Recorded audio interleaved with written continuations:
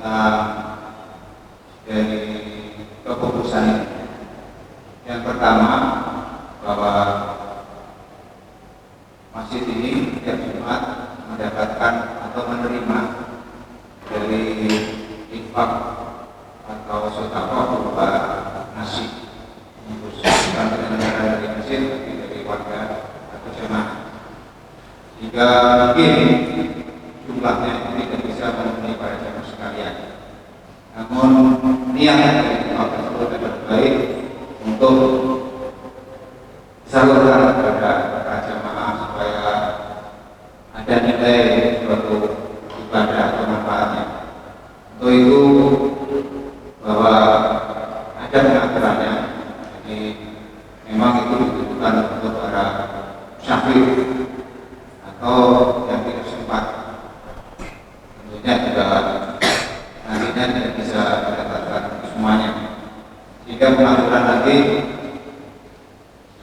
dilaksanakan selesai sholat Jumat dan juga selesai sholat sunnah baru untuk ketertiban kita semuanya dan disiplin kita sebagai umat Islam. Yang kedua adalah tentang masjid ini kami fokuskan yaitu untuk melayani kenikmatan jamaah untuk melakukan ibadah. Apa itu? Yaitu kita sholat di dalam masjid ini juga ada suci dan bersih, tentunya diawali dengan taharah yaitu berwudu. Dan untuk melayani wudu ini memang belum sempurna, belum memenuhi suatu kriteria yang diharapkan. Diharapkan ke depan akan membangun tempat wudu laki-laki di mana tidak berhubungan dengan wanita, tentunya membutuhkan suatu dana dan biaya. Untuk itu mungkin para jemaah yang mau memakamkan sebagian hartanya untuk tempat wudu tersebut. Jadi tempat wudu laki-laki dan perempuan itu terpisah, dan juga nanti tempat pintu masuk bagi perempuan dan laki-laki juga bisa tercampur, sehingga memenuhi atau memenuhi syarat kriteria tidak mengganggu dan atau syar'i. Yang ketiga adalah bahwa sering ingatkan kita dalam kondisi seperti ini selalu memperhatikan protokol kesehatan. Di sudah ada sebetulnya di setiap pertemuan sudah banyak. Jadi kita harapkan tetap setiap Jumat kita ingatkan protokol kesehatan ini kita penuhi, yaitu pakai masker dan dari pemerintah. Yang kedua, bawa sajadah sendiri, berwudu dari rumah, cuci tangan kita siapkan juga sebatas apa yang kita lakukan, dan itu juga sudah memenuhi syarat. Dan kalau memang belum berwudu, kita siapkan juga untuk wudu di sini. Dan tentunya kami sebagai pengurus menyiapkan bagaimana syarat dan kesucian dari dalam masjid ini. Insya Allah kalau kita dalam masjid ini, Allah menjaganya dan melindungi, karena ini adalah rumah Allah yang tempat untuk kita sujud, untuk mengukur dari Allah semuanya. Kita manusia kita berpikir. Ketiga hal ini yang kami sampaikan, yang terutama adalah masalah bagaimana kita akan membangun atau buat tempat wudu yang memenuhi layaknya untuk masjid yang katakan sebesar ini untuk memenuhi para jemaah sekalian. Demikian, Assalamualaikum warahmatullahi wabarakatuh.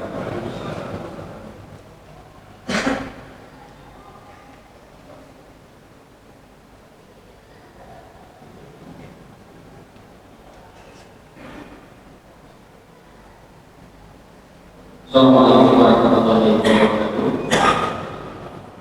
Para jemaah sholat masjid yang dimuliakan Allah Subhanahu wa taala.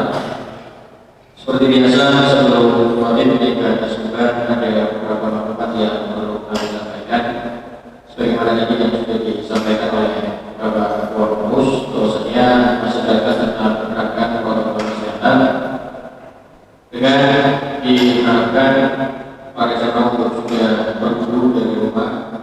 Kemudian sebelum memasuki masjid untuk bisa menjalankan protokol kesehatan yaitu mencuci tangan di tempat yang sudah kami sediakan.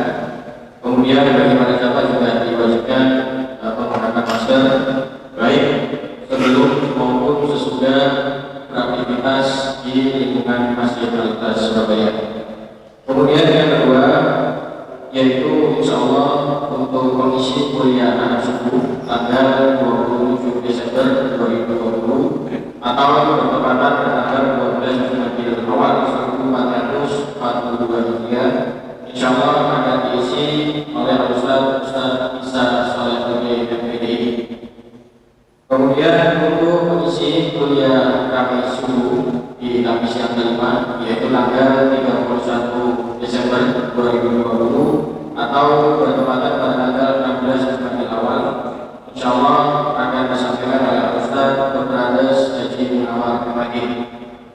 Kemudian untuk perolehan infak atau laporan keuangan dari Masjid di Jumat yang lalu yaitu tepatnya tanggal 18 Desember 2020 yang juga bertepatan pada tanggal 3 Jumadil Awal 1442, yaitu saldo lunas kami yang akhir yang kami simpan atau yang kami terima yaitu 35.408.600 rupiah. Kami melalui sebesar 35.408.600 rupiah. Kemudian untuk pemasukan atau hasil kotak infak Jumat yang lalu yaitu tanggal 18 Desember 2020 kami menerima sebesar 13.919.000 rupiah dan lagi sebesar 13.919.000 rupiah. Adapun juga infak atau sedekah dari Allah sebesar 1 juta rupiah dan juga infak dari kios warung yaitu sebesar 800.000 rupiah. Jadi total untuk fasilitas target kami Jumat yang lalu ditambah pemasukan Jumat yang lalu sebesar 51.127.000 rupiah. Kami dari pengurus Masjid Al-Ikhlas Surabaya mengucapkan jazakumullah khairan. Mudah-mudahan seluruh infak kepada jemaah sekalian diterima oleh Allah Subhanahu wa taala. Adapun untuk pengeluaran selama di bulan Desember ini yang mana ini sudah menjadi pengeluaran rutin bagi yayasan maupun di kepengurusan Masjid Al-Ikhlas Surabaya, yaitu untuk biaya listrik, air dan sebagainya. Kami mengeluarkan pengeluaran sebesar 31.284.000 rupiah. Sekali lagi dan lagi untuk pengeluaran kami selama 1 bulan ini yang menjadi pengeluaran rutin sebesar 31.284.000 rupiah. Jadi total dari semua pemasukan yang kami terima dikurangi dengan pengeluaran yang sudah menjadi agenda rutin yaitu tersisa 19.842.000 rupiah. Sekali lagi dan lagi sebesar 19.842.000 rupiah. Kemudian yang berikutnya para jamaah sekalian, kami mohon kepada para jamaah yang masih berada di belakang mohon untuk mengisi slot-slot yang masih kosong yang berada di depan untuk kesempurnaan sholat berjamaah kita dan tanpa mengurangi sopan para jamaah yang membawa handphone ataupun alat komunikasi lainnya mohon untuk di silent ataupun dinonaktifkan untuk sementara waktu untuk kekhusyukan dan kenyamanan sholat berjamaah kita. Demikian para jamaah sekalian, maklumat yang bisa kami sampaikan. Kami ucapkan jazakumullah khairan kepada Ustaz Dr. Khalifah Fadil Masyurah. Assalamualaikum warahmatullahi wabarakatuh.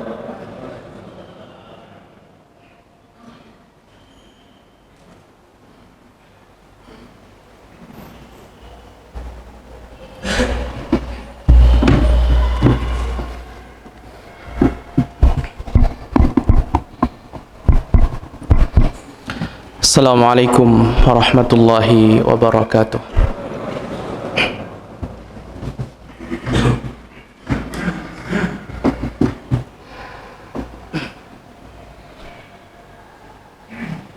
Allah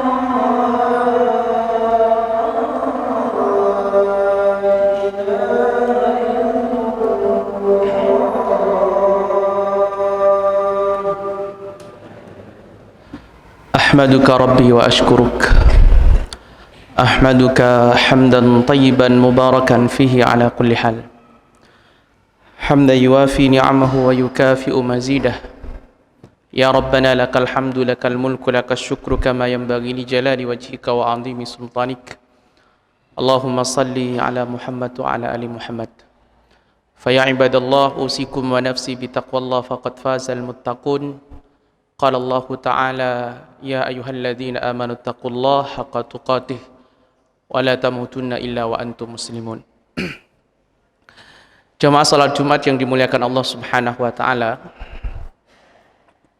Tahun 315 Hijriah. Waktu itu peradaban kaum muslimin sudah luar biasa.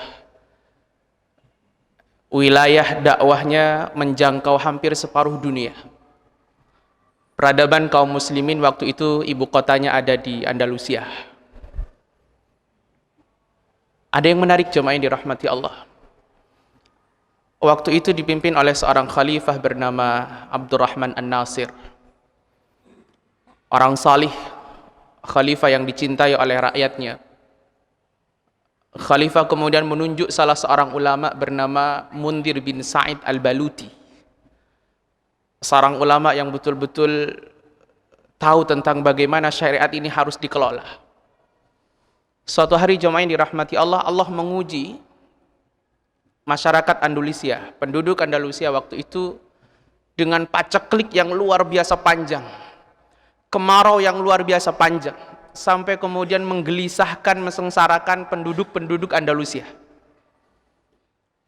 Sampai kemudian Abdurrahman An-Nasir sebagai seorang khalifah waktu itu, beliau menulis surat kepada Mundir bin Sa'id Al-Baluti agar kemudian Mundir bin Sa'id Al-Baluti menunjuk satu hari di mana seluruh penduduk waktu itu diminta untuk keluar semuanya menuju satu lapangan untuk melaksanakan salat istisqa.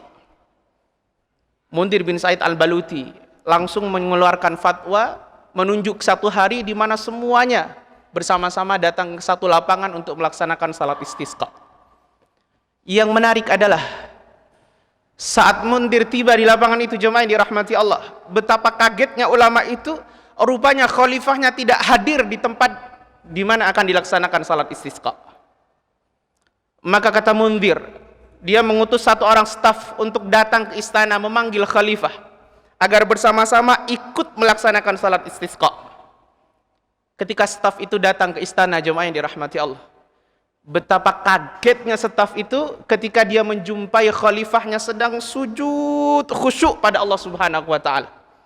Matanya berlinang air mata sangat deras sekali.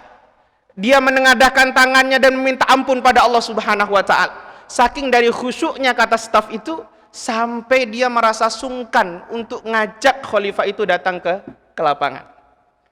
Maka staf itu kembali kepada Syekh Mundir bin Sa'id Al-Baluti dan mengatakan, ya Syekh, saya tidak merasa pantas untuk mengajak khalifah yang sedang khusyuk, sedang tunduk pada Allah Subhanahu wa taala untuk datang ke tempat ini.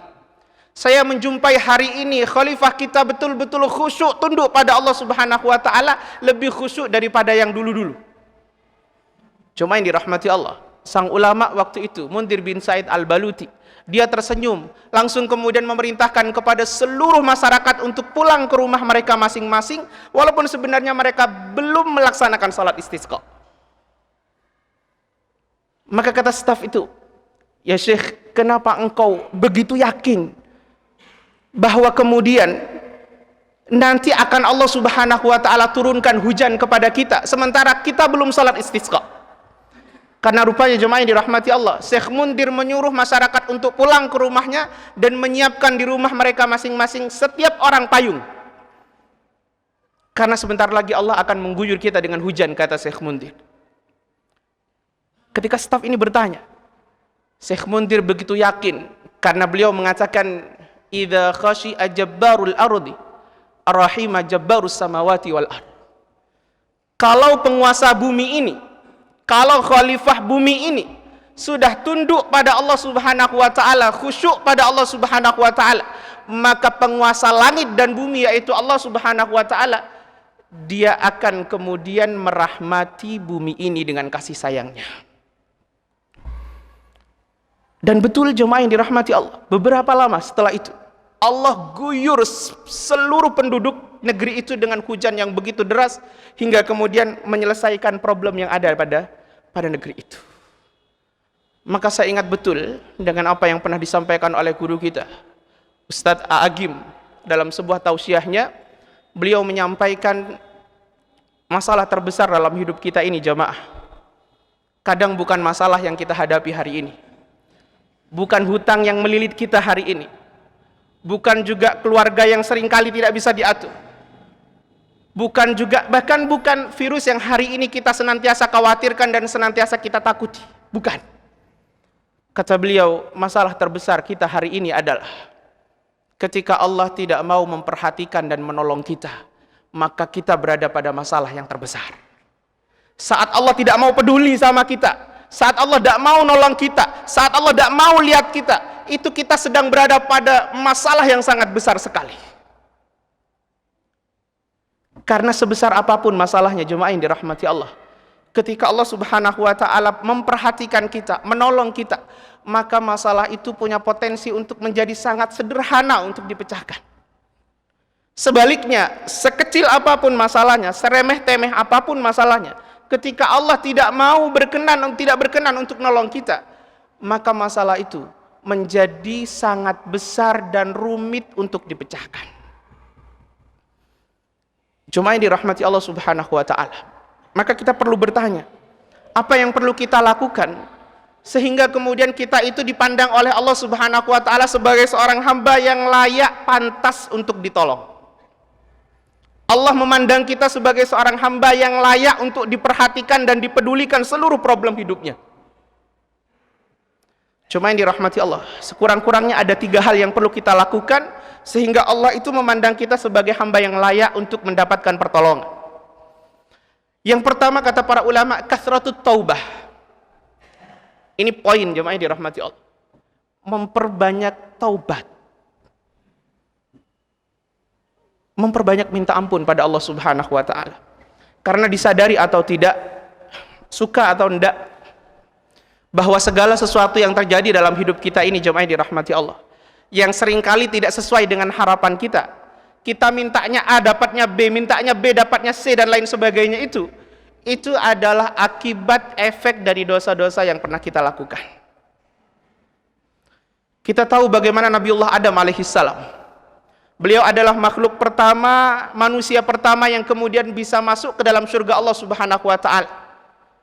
Lihat ketika kemudian beliau melakukan satu kesalahan, tidak patuh pada Allah Subhanahu wa taala, Allah keluarkan Nabiullah Adam dari surga dan Allah turunkan ke bumi. Allah pisahkan dari istrinya sepanjang 200 tahun lamanya.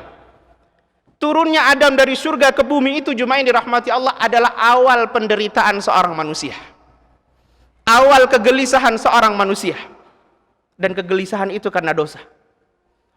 Kita tahu bagaimana Nabiullah Yunus alaihissalam ketika beliau kemudian meninggalkan kaumnya karena berdakwah begitu lama tapi dicemooh, dicaci, maka kemudian beliau meninggalkan kaumnya, dan itu adalah kesalahan pertama Nabiullah Yunus alaihissalam kepada Allah Subhanahu wa taala. Allah kemudian uji beliau, dimasukkan beliau ke dalam perut ikan besar.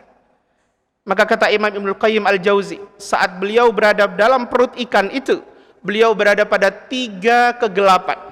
Kegelapan perut ikan itu, kegelapan dasar lautan, dan kegelapan malam karena peristiwanya di malam hari. Dan itu adalah puncak keterpurukan, puncak kegelisahan. Tidak kebayang jemaah yang dirahmati Allah. Tapi mari kita perhatikan ketika Nabiullah Yunus alaihissalam menyadari kesalahannya dan mengatakan, la ilaha illa anta subhanaka inni kuntu minadh dhalimin. Tiada Tuhan selain Engkau ya Allah, maha suci Engkau ya Allah, sungguh aku salah ya Rabb, aku bertaubat padamu. Bukan hanya dikeluarkan dari perut ikan itu jemaah yang dirahmati Allah, Nabi Yunus bahkan kemudian diantarkan dulu ke tepian, baru dikeluarkan, diberi makan oleh Allah Subhanahu wa taala. Dan ketika beliau balik ke kaumnya, betapa terkejutnya Nabiullah Yunus karena beliau menjumpai seluruh kaumnya sudah bertauhid pada Allah Subhanahu wa taala. Awal kegelisahan itu adalah dosa, cuma yang dirahmati Allah. Maka kalau hari ini hidup kita banyak problem, banyak masalah, seperti tidak ada habisnya, maka pasti ada yang salah dengan kita. Allah jelas sekali mengatakan kepada kita, man a'rada an dzikri fa inna lahu ma'isyatan dongka. Siapa saja yang senangnya bikin maksiat, senangnya bikin dosa, maka pasti hidupnya akan sempit. Ini jaminan Allah Subhanahu wa taala. Maka pasti hidupnya akan sempit. Urusan sempit dan luasnya hidup ini jemaah yang dirahmati Allah bukan urusan fasilitas yang lengkap, tidak. Tapi urusan apa yang ada di dalam kolbu kita. Ini kaidah penting. Kita melakukan dosa pasti sengsara. Kalau tidak sengsara pasti istidraj. Orang yang melakukan dosa pasti sengsara. Kalau tidak sengsara pasti istidraj. Allah sedang ingin mengulur-ulur sampai kemudian dia berada di atas puncak, lalu Allah gulingkan dia. Maka jemaah yang dirahmati Allah, taubat itu menjadi kunci dari seluruh problematika hidup kita. Kemudian yang kedua, kasratu al-a'mal as-salihah, memperbanyak amal salih.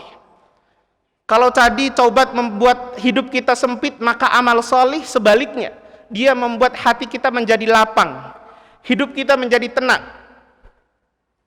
Allah Subhanahu wa taala menyampaikan man amila saliha, siapa saja yang senangnya beramal salih, min dzakarin au untha, laki atau perempuan, falanuhyiyannahu hayatan thayyibah, maka pasti kami akan memberikan kepadanya kehidupan yang thayyibah, kehidupan yang baik.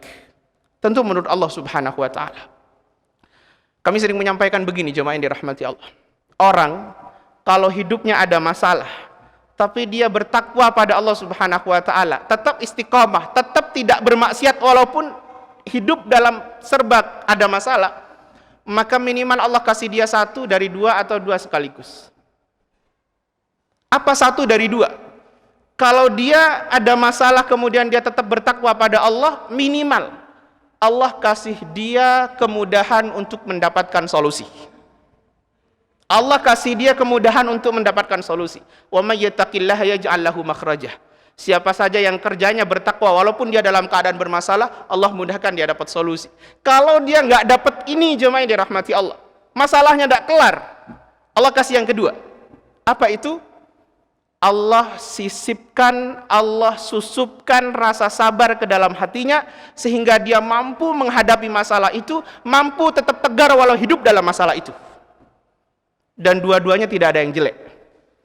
Diselesaikan masalahnya baik, dikasih sabar juga baik. Maka saya sering berkisah. Di tahun 70-an itu, jemaah yang dirahmati Allah, ada seorang perempuan bernama Nadimatul Khotul, seorang perempuan salihah. Dia hidup di Afghanistan. Waktu itu Afghanistan sedang dibombardir, dijajah oleh Uni Soviet.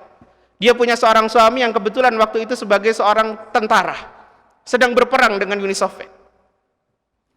Dia punya seorang anak kecil perempuan. Menariknya, jemaah yang dirahmati Allah, suatu hari dia mendapatkan kabar suaminya itu gugur. Tentu sebagai seorang istri dia shock, itu lumrah sekali. Dia merasa kehilangan, itu juga lumrah. Tapi yang menarik adalah ketika hari berkabungnya itu, tiba-tiba ada seorang tetangganya datang bertakziah, dan tetangganya itu bertanya, Nadimah, hari ini suamimu telah meninggalkanmu, dipanggil oleh Allah Subhanahu wa taala.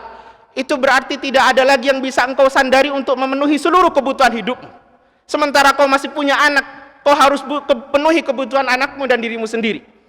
Kondisi seperti ini, kata dia, apakah tidak membuat hidupmu menjadi sangat khawatir? Nadimah, jemaah yang dirahmati Allah, wanita salihah itu, dia kemudian menjawab dengan jawaban yang luar biasa. Dia mengatakan, di rumahku ini yang menikmati rezeki Allah itu ada 3. Saya, suami saya, dan anak saya. Kalau yang menikmati rezeki itu berkurang 1, sementara yang memberi rezeki tetap ada dan akan senantiasa memberi selama-lamanya, lantas apa yang perlu aku khawatirkan? Ini jawaban, jemaah yang dirahmati Allah. Tidak keluar hanya semata-mata karena kebetulan, enggak. Tapi jawaban ini keluar karena dituntun oleh hati yang tawakalnya besar pada Allah Subhanahu wa taala, yang itu karena sebab dia senantiasa beramal salih pada Allah Subhanahu wa taala. Amal salihnya membuat hidupnya menjadi sangat lapang dalam kesempitan yang seperti apapun, dalam masalah yang seperti apapun. Maka kadang, jemaah yang dirahmati Allah, mohon maaf saya perlu katakan, kadang bukan masalahnya yang besar, bukan. Tapi kadang hati kita kurang begitu besar untuk menampung masalah-masalah yang besar.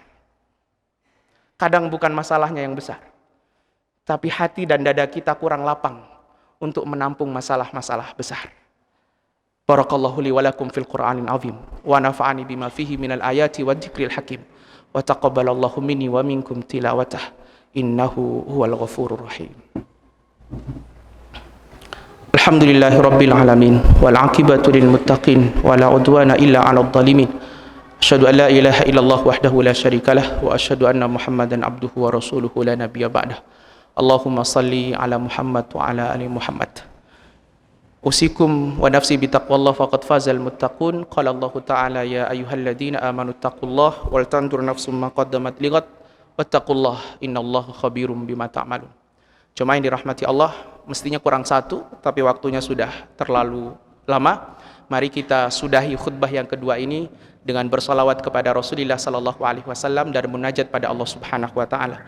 Innallaha wa malaikatahu yusalluna 'alan nabi يا أيها الذين آمنوا صلوا عليه وسلموا تسليما اللهم صل على محمد وعلى آل محمد اللهم اغفر للمسلمين والمسلمات والمؤمنين والمؤمنات الأحياء منهم والأموات اللهم ربنا ظلمنا أنفسنا وإن لم تغفر لنا وترحمنا لنكونن من الخاسرين لا إله إلا أنت سبحانك إنا كنا من الظالمين اللهم إنا نسألك حسن الخاتمة ونعوذ بك من سوء الخاتمة اللهم إنك عفو كريم تحب العفو فاعف عنا اللهم ربنا هب لنا من أزواجنا وذرياتنا قرة أعين واجعلنا للمتقين إماما ربنا اغفر لنا واغفر ذنوب والدينا وارحمهم كما ربونا صغارا ربنا آتنا في الدنيا حسنة وفي الآخرة حسنة وقنا عذاب النار وصلى الله على سيدنا وحبيبنا وقرة أعيننا محمد